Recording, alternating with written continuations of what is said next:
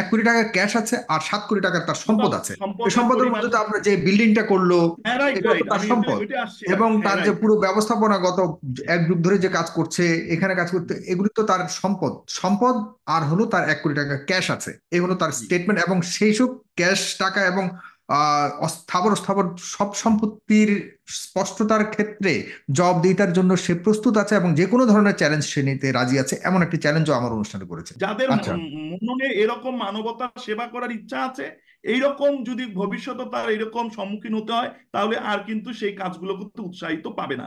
আর যারা করছে আচ্ছা, তারাও কিন্তু এখান থেকে অনুৎসাহিত হয়ে পড়বেন। আমি এই কথাটি বলতে চাচ্ছিলাম এটা একটা যে ভয়ঙ্কর আমাদের মেসেজ দিলেন যে যারা করছে তারাও দেখা যাচ্ছে যে নিরুৎসাহিত হবে, এটাকে আরো বড় পরিসরে দেখানোর জন্য একটা ভীতি কাজ করবে।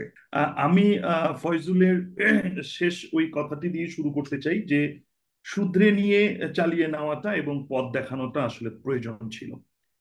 সেটি হলো যে মানবতার ধর্ম হলো অন্যকে ভালোবাসা। তো এই মানবতার ধর্ম যদি অন্যকে ভালোবাসা হয়, সেই দৃষ্টিকোণ থেকে যদি আপনি দেখেন, তাহলে মিল্টন সামাদ্দার সেই কাজটি করেছেন। এখন আমাদেরকে আসতে হবে যে অভিযোগের কথাগুলো আপনি বললেন, এবং আপনি যে প্রশ্নটি করলেন যে ডক্টর ফয়জুল হক যে অভিযোগগুলো নাকচ করলো সেগুলো আমি করি কিনা। আমি এখানে দুটো ভাবে দেখতে চাই, এবং এটি একটি এমন একটি বিষয় উপনীত হয়েছে যেটি হলো যে এখন এটি মনে হচ্ছে যে এটি ফৌজদারি মামলার মধ্যে চলে গিয়েছে, কিন্তু আদতে কিন্তু সেটি হওয়ার কথা নয়। সেটি হলো স্বেচ্ছাসেবী সমাজ কল্যাণ সংস্থা নিয়ন্ত্রণ সংক্রান্ত যে আইন, বা যেটি 1961 সালের 46 ধারা মোতাবেক বাংলাদেশে প্রতিষ্ঠিত ছিল, সেটি 2016 সালে কিন্তু সংশোধিত হয়েছে। আমি জাস্ট এটি একটু বলবো এই কারণেই যে আমাদের তাহলে অনেকগুলো ধারণা আমরা পাবো। আমি সত্য মিথ্যা বা একজনের জন্য দোষারোপ করা বা কি হয়েছে সেটি না, আমরা জাস্ট একটু ধারণা নিই। আমাকে একটু সময় দিন। সেটি হচ্ছে যে যদি আপনি এরকম কোনো অলাভজনক প্রতিষ্ঠান করতে চান, তাহলে প্রথমে আমাদের যে আইন রয়েছে সে আইনের অনুসারে আপনাকে একটি সংস্থার অনুমোদনটা নিতে হবে। না, আমি যেমন আমি একটু জনাব জনাব আরিফুর রহমান রিপন, আমরা সংস্থা কিভাবে করতে হয়, কোন মন্ত্রণালয় থেকে অনুমোদন নিতে হয় বা এগুলি নিয়ে আসলে আমরা সময় ক্ষেপণ করতে চাই না। আপনার কাছে আমার সরাসরি প্রশ্ন, কারণ হলো এইসব ওনার অনুমোদন নিয়ে এ পর্যন্ত কোনো অভিযোগ কেউ তোলেনি। এটা এটা স্বয়ং যে সংস্থা এখন বর্তমানে ডিল করছে ডিবিও করেনি। ওনার অনুমোদন এবং ওনার যে কর্মকাণ্ড সরকারিভাবে যে ধরনের অনুমতি নিতে হয়, যেসব সংস্থাগুলিকে নিতে হয়, এগুলি থেকে কোনো ধরনের তারাও কোনো ধরনের অভিযোগ করেনি। অভিযোগ এসছে মোটা দাগে যে উনি অঙ্গ প্রত্যঙ্গ বিক্রি করেন, উনি নিজের বাবা মাকে পিটিয়ে ছোটবেলায় তিনি এখন দেখা যাচ্ছে যে বড় ধরনের কি বলে এটাকে আহ সমান্তরাল একটা সাইকোতে পরিণত হয়েছে। আপনি সাইকিয়াট্রিস্ট হিসেবে না হলেও আপনি এই বিষয় নিয়ে কাজ করেন, আপনার এখানে মনে হয়েছে কিনা তাকে সাইকো বলে মনে হয়েছে কিনা, এই একটা প্রশ্ন আপনার কাছে আসতে পারে। তার বিরুদ্ধে অভিযোগ এসেছে যে তার কিভাবে উত্থান হলো, তথাকথিত মানবতার ফেরিওয়ালা কিভাবে হলেন, এই মানবতার ফেরিওয়ালা কিভাবে হলেন এটাও কতটুকু আসলে এখন এই ইনভেস্টিগেশনের ব্যাপার হয়ে দাঁড়ালো। তার অর্থের উৎস কিভাবে আসে, কিভাবে দরিদ্র মানুষকে সংগ্রহ করতে, এই ধরনের বিষয়গুলি আজকে স্পষ্টভাবে ডিবির প্রধান বলেছে। এই জায়গাতে আপনার কাছে প্রশ্ন চাই, ওনার যে আমি এটা অনুমোদন নিয়ে বলার কোনো জন্য প্রশ্ন। তিনটা জায়গা আপনাকে বুঝতেই হবে। সাগর ভাই, এখানে আমাকে আটকালে হবে না, তিনটা জায়গায় বুঝতে হবে। তিনটা জায়গায় বলেন, বুঝতে হবে তিনটা এই জায়গাতে কারণে। সরাসরি চলে যান, হ্যাঁ। হ্যাঁ, তিনটা জায়গায় আমি বলতেছি। সেটি হলো যখন উনি অনুমোদন হয়েছেন তখন উনি কিন্তু ব্যক্তি গোষ্ঠী এজেন্সি সংবিধিত ব্যবসায়িক প্রতিষ্ঠান অনুদান চাঁদা টাকা সকল কিছু গ্রহণ করতে পারবে। এই জন্য আমি আপনাকে বলছি যে আর্থিক অবস্থা তার কেন হলো বা হয়েছে, উনি কিভাবে নিয়েছেন, এটি সকলের জানা উচিত। এখন হুম। আসেন ব্যবস্থাপনাটা। তাহলে ব্যবস্থাপনা উনি কি করবে? এবং আজকে যারা এই অভিযোগটি তুললেন এবং বললেন যে ওনার এই অভিযোগ কিন্তু অন্য কেউ তুলতে পারবেন না, নিবন্ধন সংস্থা ব্যতি রেখে অন্য কোনো প্রতিষ্ঠান কিন্তু তার বিরুদ্ধে এই এলিগেশনটি আনতে পারবে না। কেন আনতে পারবে না? তার যে হিসাব রেজিস্ট্রেশন, ক্যাশ বই, খতিয়ান, আয়ের হিসাব, সদস্য বই, কার্য বিবরণ পরিদর্শন, এই জিনিসগুলো প্রতি বছরে এবং ত্রৈমাসিক এটি কিন্তু দিতে হয়। এখন যে প্রশ্নটি এখন আসে, আমি জাস্ট এই তিনটা কথা কেন বললাম, এটি না বললে মানুষজনের একটু ধারণা থাকতো যে এই যে মিডিয়া ট্রায়ালের যে কথাটি আসলো সেটি অনাকাঙ্ক্ষিত। এখন যে অভিযোগটি এসেছে সেই অভিযোগ থেকে আমি বলতে চাই, আমার যা জি। দেখা, আমি যদিও মিডিয়াতেই আমি যা এ- এ- দেখেছি এবং একটু- হ্যাঁ, যে অভিযোগগুলো এসছে এগুলো বিশ্বাসযোগ্য কিছু শুনতে চাই, মানে তার বিরুদ্ধে আমি একটু শুনতে চাই যে আসলে হ্যাঁ, ওই জিনিসগুলো হতে পারে করেছে এবং দৃশ্যমান এটা বিশ্বাসযোগ্য, এই জায়গাটা একটু না আপনি এতক্ষণ যতক্ষণ দুটো যতটুকু জায়গায় বলেছেন। আমার কাছে এই ওনার এই কয়দিনের যে দুটো জায়গায় আমার কাছে অসংলগ্নতা লেগেছে। একটি জি। বিষয় হয়েছে হুম আর্থিক অব্যবস্থাপনার ভিতর উনি পড়ে গেছেন, এটি সত্য।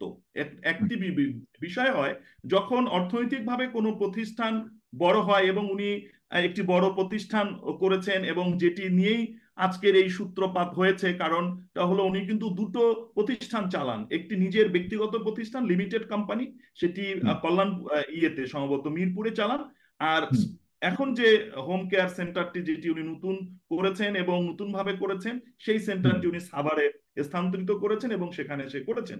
এবং সেই জায়গাটি থেকেও মিল্টন সামাদ্দারের যে বক্তব্য, সেখানেও উনি বলেছেন যে হ্যাঁ, আমার আমার অ্যাকাউন্টে, মানে দ্যাটস মিন ইয়ের হোম কেয়ারের অ্যাকাউন্টে কোটি টাকা আছে বা থাকতে পারে, তাতে কি এসে যায়।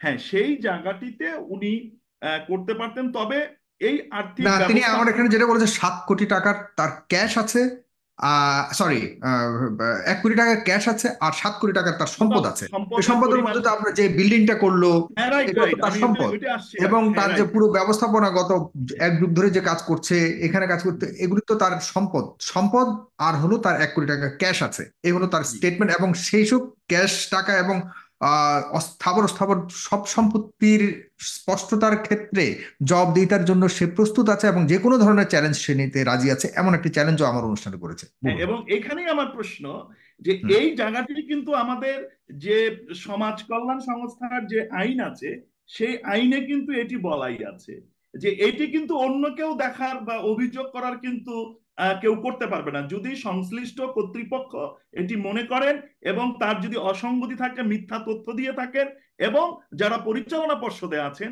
তারা যদি অভিযোগ আনেন, সেই ক্ষেত্রেই শুধু এই অভিযোগটি গৃহীত হবে।